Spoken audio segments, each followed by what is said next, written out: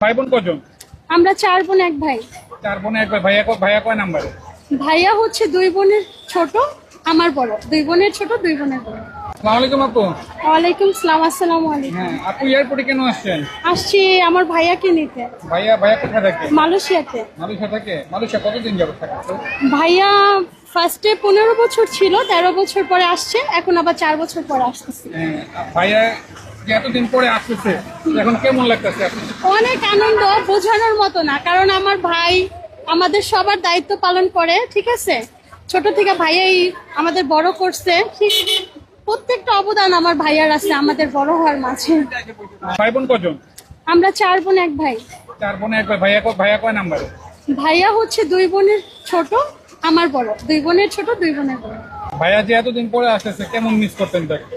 অনেক, প্রত্যেকটা সেকেন্ডে সেকেন্ডে ভাইয়াকে মিস করি। ভাইয়া হচ্ছে আমার ফ্রেন্ডের মতো। ভাইয়ার জন্য একটা বার্তা দেন যে এতদিন কি কি মিস করতেন ভাইয়া?